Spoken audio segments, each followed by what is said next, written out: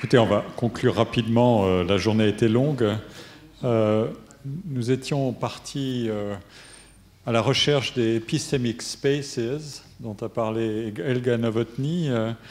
Et donc, nous avons ouvert grand le compas d'analyse en examinant à la fois ce qui se passait dans les laboratoires et les organisations et les équipes, et en allant un peu plus loin aussi dans la caractérisation de ce que sont les chercheurs en termes de genre, en termes d'environnement de travail, de supervision, de passé de doctorant ou de post-doctorant.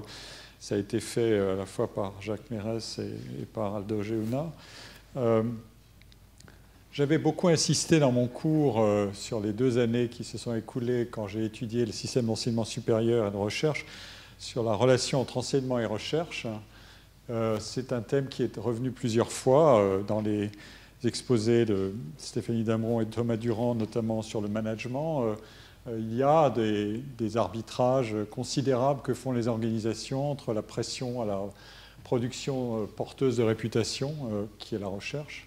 C'est l'instrument par excellence de la lisibilité hors les murs de ce qu'est la production de connaissances. L'enseignement est confiné dans les murs, la recherche s'évade des murs, et elle ne passe son temps qu'à s'évader des murs. Elle n'a de valeur que si elle sort des murs, littéralement. Et donc, il n'est pas étonnant qu'on voit là des conflits de rôles majeurs se produire et s'introduire ces leviers réputationnels. Le mot est revenu à maintes reprises dans cette journée. Ces leviers réputationnels qui sont immuables, mais de plus en plus agissants. Et surtout, la science est une affaire de compétition par la réputation pour beaucoup de raisons et depuis toujours. C'est un monde terriblement inégalitaire. Et simplement, les moyens de la construire, de la mesurer et de la manipuler sont devenus de plus en plus puissants. Ça a été notamment le cas, l'analyse a été faite par Yves Gingras dans son exposé sur les affiliations, sur les identités et les mixtes identitaires entre individus, organisations, équipes. À travers au fond, on a un portrait non seulement de l'individu qui est réputé, mais de l'individu entrepreneur de recherche en lui-même et dans son équipe et par son équipe. Bien sûr, ce sont des mécanismes qui ont à voir avec des phénomènes morphologiques, la croissance de la population des scientifiques. On dit que la population des scientifiques augmente tous les 10 ans. Double tous les 10 ans, pardon. Elle augmente tout le temps, mais elle double tous les 10 ans.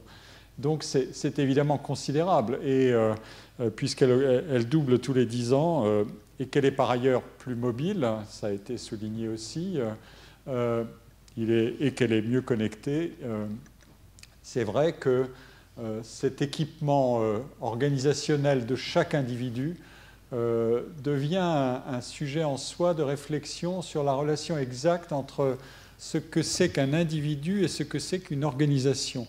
Il y a sans doute on peut renverser le jeu.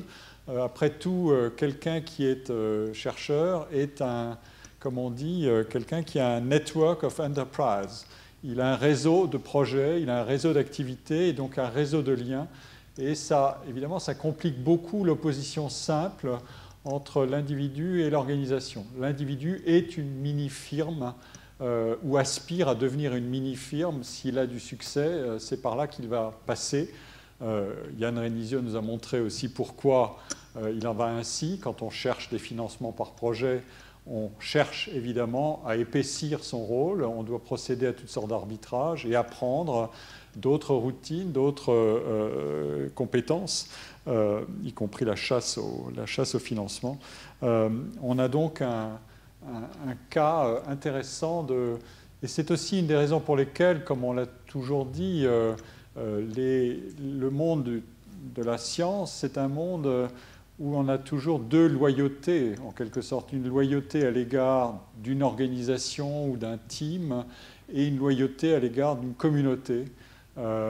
Autrement dit, on a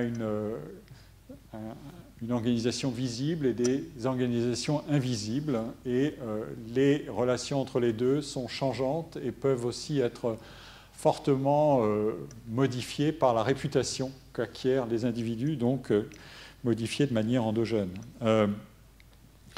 Ce qui est frappant aussi, c'est l'énorme stratification, non pas simplement nationale, mais maintenant internationale. Dans les enquêtes sur la mobilité qui prenaient des pays assez voisins en termes de position dans la hiérarchie des élites scientifiques, même là, on peut observer qu'on a intérêt à faire un postdoc plutôt dans le pays leader que dans le pays qui classe pourtant 2 ou 3 de ses meilleures universités dans les 10 premières.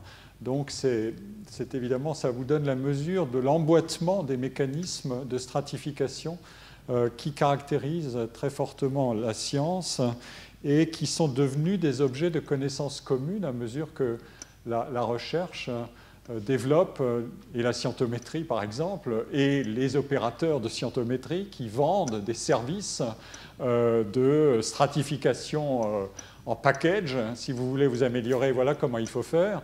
On a là des instruments tout à fait étonnants de conversion de la traçabilité de la science, qui est une propriété classique du caractère public de la science, en un instrument et en un outil destiné évidemment à avoir toutes sortes d'usages sociaux et économiques. Enfin, je voudrais simplement évoquer aussi le plaisir d'avoir pu faire connaissance, ou du moins d'avoir approfondi la situation dans plusieurs types de disciplines très différentes. Une des leçons d'une journée comme celle-ci et des travaux qu'on peut lire sur la science est évidemment à la fois un sentiment d'unité par le comportement, par les passions qui habitent les chercheurs, par les mécanismes d'excès de candidats par rapport à la rareté des réussites, bref, des milieux où la cotation réputationnelle introduit des inégalités spectaculaires, mais les scientifiques sont en bonne compagnie avec bien d'autres, et donc on peut décrire une forme d'unité, et en même temps il y a une différenciation interne absolument considérable, à la fois dans les cultures, dans les moyens mobilisés, dans la taille des équipes qui sont constituées, dans les sources de financement qui sont requises. Et quand on passe de la physique aux sciences biomédicales, puis aux sciences sociales, évidemment, on a affaire à un paysage qui se modifie beaucoup, même s'il y a de manière sous-jacente un certain nombre de thèmes récurrents.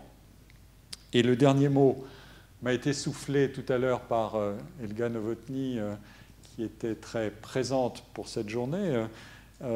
Il est bon d'imaginer ce que peut être la transformation des sciences en pensant au futur. Après tout, le propre des scientifiques, c'est d'incorporer le futur dans leur modèle présent aussi. Et simplement, une manière courante d'incorporer le futur, c'est simplement d'extrapoler le présent, ce qui ne va pas très loin. C'est assez confortable, mais ça fait manquer évidemment l'événement. Et une autre manière, ce serait de penser non pas en termes d'extrapolation, mais en termes d'émergence. Et donc, Elga nous a vivement enjoint à changer de registre d'analyse et dire qu'est-ce que sera le laboratoire scientifique du futur. Eh bien, il faut peut-être le penser autrement qu'en termes d'extrapolation, en simplement corrigeant quelques rouages, ce que peut faire très bien Scopus, Elsevier et quelques autres. Après tout, voilà, ils ont maintenant tout ce qu'il faut pour nous donner des bons conseils de matching et de sélectivité. Non, ce qui est évidemment intéressant, c'est de penser autrement. Et c'est un peu plus coûteux, il faut prendre des risques, mais après tout, la recherche, c'est l'incertitude et la prise de risque. Eh bien, je vous remercie beaucoup pour votre participation à cette journée, et notamment mes chers collègues qui ont été présents toute cette journée dans cette atmosphère de séminaire studieux et productif. Merci à vous.